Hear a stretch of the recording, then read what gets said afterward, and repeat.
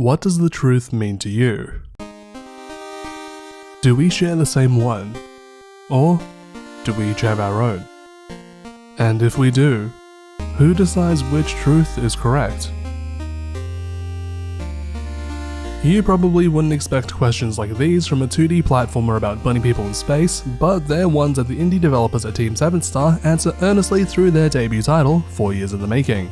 And in this video, I'll be giving you an overview of this game along with my impressions on its features, gameplay and story, so you can answer a question that's a bit less existential. Should you play Code Bunny? But before we get started, I wanted to thank the team for the review copy and to congratulate them on the long-awaited Steam release. They had been working towards self-publishing the game after coming from itch.io, and that's a milestone worth celebrating. I should also mention that while I did get my copy for free, I only accepted the offer after doing some research and thinking it would be a good fit for the channel. The team also wanted me to say what I want with my review, good or bad as long as it's honest, and that's what I plan to do. So keep in mind that everything to follow is true to my experience with the game and not at all influenced by the fact that I got free stuff. And with that said, this is Code Bunny.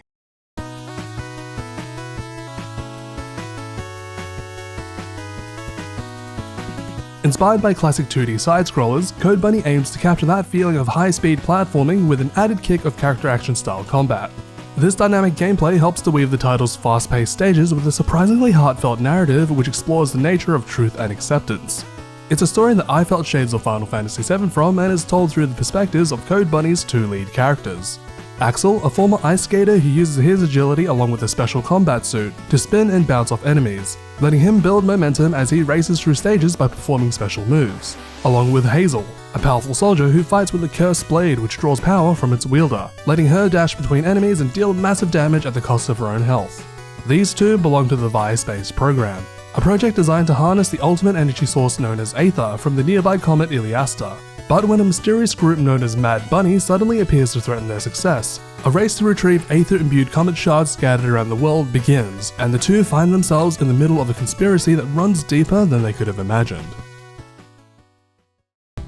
If you were around for the 90s and early 2000s era of gaming, then you'll probably be hit by a flood of nostalgia from the moment the title screen boots up, all the way until the end of the credits scroll. From its cute pixel art which calls back to the aesthetics of the Mega Man series, its variety of colourful stages with alternate routes inspired by Sonic, and a catchy Famicom-style soundtrack composed by the talented Lavi Azure. Seriously, these songs have been stuck in my head for weeks now. Code Bunny brings a sense of joyful simplicity that I can only describe as feeling like a Game Boy Advance game made 20 years later. It's easy to imagine a younger version of myself hitting the power button on the handheld late at night and hearing that startup jingle, followed by this game's title screen. It's a nostalgic feeling that I haven't had since I put my Game Boy Advance down for the last time all those years ago, and unfortunately for my wallet, it's got me looking at eBay for secondhand consoles. You can definitely get the sense that the little purple handheld was at the core of Code Bunny's game design with its menus, presentation and control scheme, feeling right at home on the go with the Steam Deck. If this ever makes it to the Switch, I'm sure Nintendo fans would be very happy. Even the character select looks like something you'd see from the classic handheld era, with the way each character slides into place from opposite sides of the screen, or maybe I'm just reading a little too much into this. But while the inspiration behind the game's visual aesthetics are clear, I'm happy to say that Code Bunny isn't completely defined by them and manages to stand on its own thanks to its easy to learn, hard to master gameplay, and rich story for a rather brisk playtime of 2 to 3 hours. Now you might be thinking that this sounds a little short, but in a game like this, replayability is a huge factor, and if you're like me, you'll find yourself going through levels again and again to find alternate routes or to get as many S ranks as you can in the game's 3 different modes. For your first run through the game, you'll get the choices to play either story or classic mode, with speedrun being locked until you finish it once. Depending on who you choose to play as, Axel and Hazel will have different perspectives on the story's main events as they run through the game's 7 stages, 5 which are shared, and a unique level each that focuses more on their specific gameplay mechanics and personal storylines. Along with the core gameplay, the story is interspersed with cutscenes, boss fights, and some calmer moments where you slow down and get a chance to talk to the supporting cast. Here you can interact with a number of side characters, including the other members of the Space Project, for more world building. This will let you discover interesting lore like how Aether is used in Code Bunny's futuristic setting, or how Igusa is an alcoholic. Outside of the story, classic mode, like the name implies, lets you play through the levels back to back without the story events taking you out of the action. And speedrun of course lets you do the same, but with a timer to test your mastery of the character's distinct gameplay styles. Axel's focus is on momentum. As you skate through his stages, you'll have the ability to launch into a spin which bounces off enemies and increases your top speed so long as you keep that spin going. Using this along with his 3-hit combo and stomp attack will let you chain your actions together to build your Aether meter for special moves. With enough Aether, Axel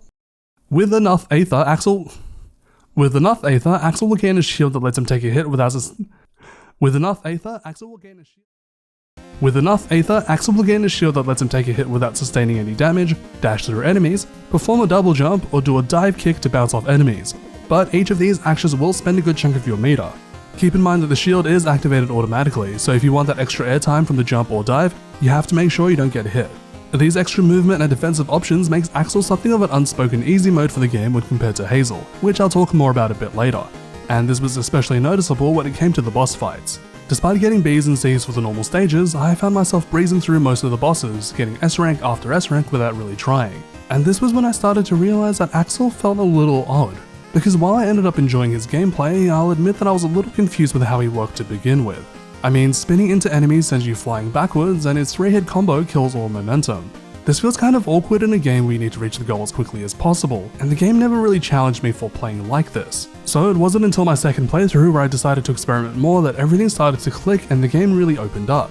I eventually found that using the spin in creative ways led to an addictive system where I needed to balance building my meter with spending it at the right time. For example, instead of spinning directly into the enemy in front of me, I could jump over and spin into the one behind them, pinballing me between the two for more momentum and faster meter generation. This created more moment-to-moment decision making where I had to ask myself what to do with the extra meter.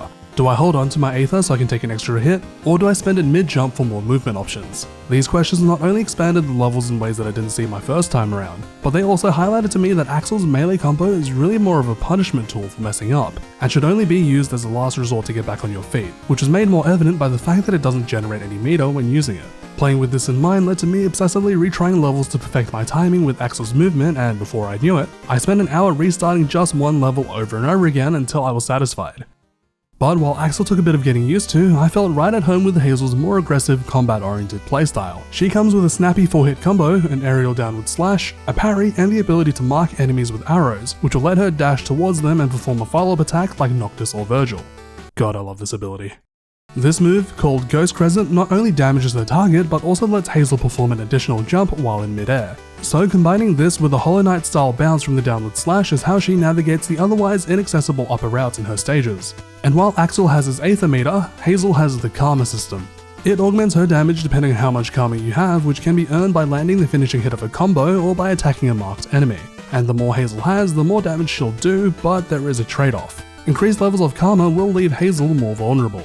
If she takes a hit, she'll not only lose all the Karma that she's accumulated, but also take extra damage which scales to how much Karma she had.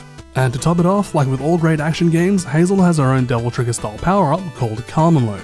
This activates if the amount of Karma you've built up exceeds Hazel's HP. While in this state, she'll glow red and get a 4x damage multiplier, but any enemy attack will now leave her at critical health. I get the feeling that the team was inspired by Nagoriyuki's Blood Rage system from Guilty Gear Strive when designing this mechanic, which gets a big thumbs up from me as someone who compulsively buys but never plays fighting games. Being in high Karma constantly can lead to situations where you're shredding through enemies one second and then applying for welfare the next, but there is a way to play it safe if you want to. You can use Ghost Crescent to deplete your Karma completely and deal the extra damage to your target instead, making it a good way to manage the Karma buildup. And because it acts as a movement tool as well, this creates an engaging gameplay loop that applies to both the platforming sections and the boss fights in Hazel's playthrough. Players are encouraged to choose between spending their Karma to reach shortcuts or holding onto it for the increased attack power that comes with heightened vulnerability. It's a risk-reward system that makes every moment of her gameplay incredibly engaging and elevates the boss fights that I felt were too easy in Axel's playthrough into more satisfying experiences here. Enemies that I could previously rush down with reckless abandon now require precise timing to parry for a counterattack, and I found myself in situations where I didn't want to expend my Karma, but needed to so I could get out of a one-hit kill situation. You could say that Hazel is the Dark Souls of Code. When comparing the two, I think Hazel is a step up in design when compared to Axel, but this does bring up an issue that I had, and it's mostly to do with how awkward Axel felt during my first playthrough. Now maybe I'm just slower than I'd like to admit, but I feel like Code Bunny doesn't really help the player understand the fundamentals of his gameplay, and instead, it unintentionally leaves a poor first impression of him. I think this is because of how the game actually teaches you to play Axel. Code Bunny has a skill guide which lists all the moves available for a character along with these interactive tutorials that demonstrate how to use various abilities. They're simple, concise, and visually appealing, but they're a little misleading. The The tutorial tells the player to use Axel's 3-hit combo as your primary offensive tool, and that his spin is for traversal and leaves it at that. But while the focus on melee attacks makes sense for Hazel, it doesn't with Axel for reasons I mentioned earlier. And because this, along with the stomp tutorial, are the first and only times the game goes out of its way to teach you something, it creates a problem where the player is given a good enough understanding of the tools they have. This surface level explanation of his movement paired with the game's rather straightforward level design can end up hurting the experience for anyone who happens to choose Axel for their first playthrough like I did. The reason being, in general, you won't have much trouble reaching the goal by kicking and spinning your way through the stage like how the game teaches you. But because of this, and how Axel's shield acts as a safety net for any mistakes, the player isn't encouraged to experiment beyond the basics, and can go through the entire story with a start-and-stop heavy playstyle that ends up making Axel feel clunky. The same tools that make him the easier character also get in the way of how fun he can really be. I'm a strong believer in intuitive level design that can communicate a character's abilities to a player by simply interacting with it, and I think Axel would have benefited from having a unique starting stage that acts as a tutorial for his movement. Let me give you an example of what I mean from another game that inspired Code Bunny. If you handed someone the controller for Sonic for the first time, they might find it somewhat entertaining to just run from left to right, but they'll quickly realize that isn't enough. On a second attempt, they'll start to press different buttons, they'll learn that they can jump over obstacles and that turning into a ball can defeat enemies. Eventually, they'll combine these movements as they run through Green Hill Zone, which is where the game will really click for them. This foundation is built up through the design and layout of the first few stages and carries the player through the rest of the game. It's a natural progression of Sonic's movement options that entices the player's curiosity and rewards them for it. This is something that the levels in Code Bunny don't do for Axel. At least not all of them. Because while this is a problem early in the game, there is one stage later that does this. The Underpass. It's the fourth stage in Axel's story and is unique to him, and it's here that I feel that the developers really had the chance to hone in on what makes him shine. The stage is filled with Sonic Adventure style grind rails that maintain the momentum from your spin. There are plenty of enemy spawns which are purposely placed to chain your movement abilities, and because you're spending most of your times on rails or in the air bouncing from one enemy to another, you don't think about using your 3-hit combo at all. I adored this level because each of these design choices exist to push the player into working with Axel's strengths. And while he is fun in every stage once you really know how to play him, I think it's a bit of a shame that there aren't more stages like this that focuses more on what he does best. On the other hand, Hazel doesn't have this problem. Her risky gameplay and limited movement options lends itself to a more strategic playstyle where you have to be more aware of your surroundings. Knowing that at high karma, even the weakest enemy could kill you in 1 or 2 blows, encourages the player to use her entire moveset to navigate stages for a route that suits their needs. Fighting the more numerous enemies on the lower path would be a quick way to build karma, but if you don't want to risk the damage or are gunning for a faster time, then using Ghost Crescent to escape to the upper path would be the way to go.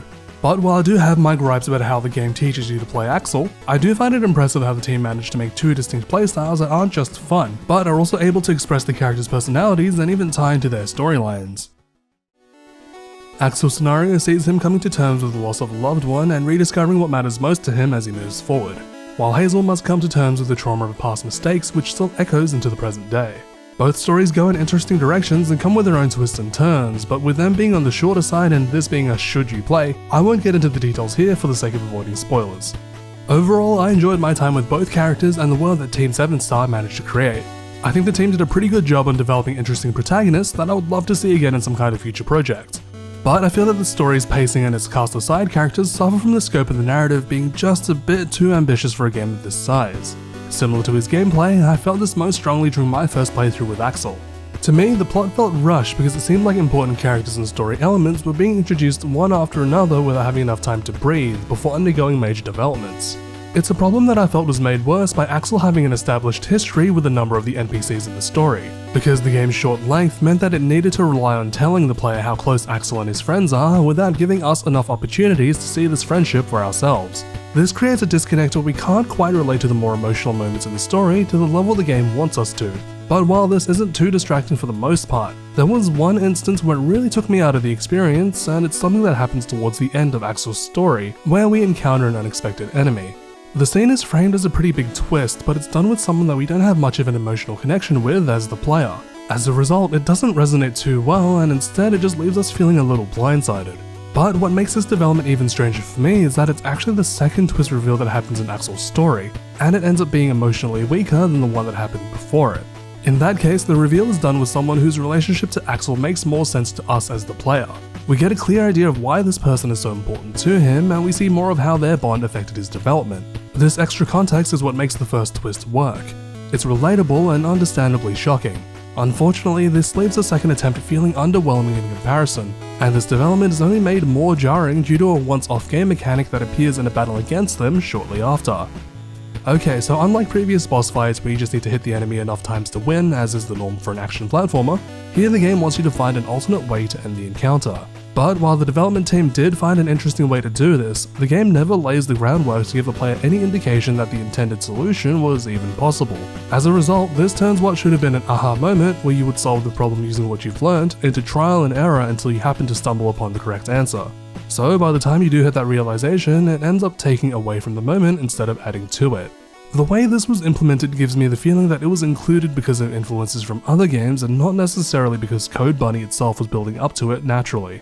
I do think Axel's story manages to land on its feet overall thanks to a satisfying conclusion, but I'd be lying if I said these issues didn't leave me wondering how the team went about handling Hazel's story and whether it suffered from similar pacing problems.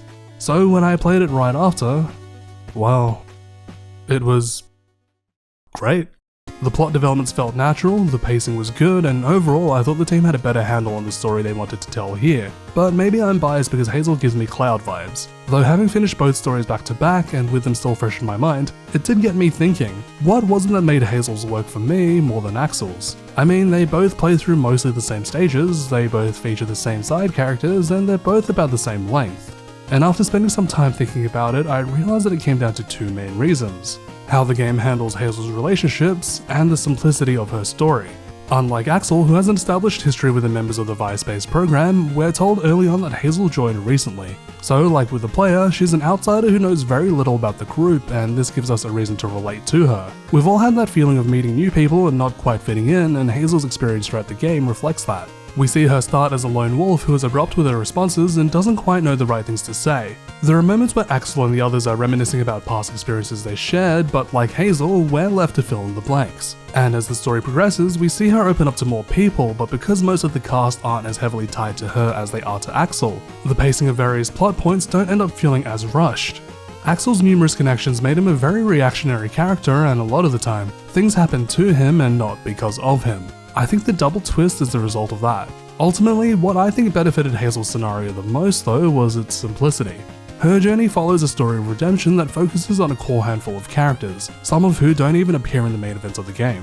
And the gradual development of her relationship towards the new people in her life allows for more room to focus on her story and a chance for side characters to just be side characters, which I think works best for a game of this size. If I had to describe Axel's gameplay and story compared to Hazel's in one word, it would be experimental. The team tries to do a lot with him and not everything sticks, but when it does, it works well. Needless to say, I really enjoyed my time with Hazel's half of the game, and I think if I started my playthrough with her, my impression of Axel's might have been a bit better. Funnily enough, the reason why I chose to play him first is because he's the default character the game lands on, but from the level design to the gameplay and the story, it really feels like the game was made with Hazel in mind and Axel was added later in development. But this is just speculation. At its core, Code Bunny is a charming callback to platformer classics full of speed and heart, with addictive gameplay and a poignant message about moving forward into an uncertain future, which is something that's needed now more than ever. And while there are a few hiccups along the way, Team 7th Star manages to deliver a lot in this short and sweet indie gem. So, to answer that question, should you play Code Bunny? Well, that's up to you. Now, you might be thinking, hey Gumbo, if you were just going to summarize everything into 65 words and then not tell me if I should play this game, why did you make me sit through 19 minutes and 2 seconds of rambling? And that's a good question. Well, you see,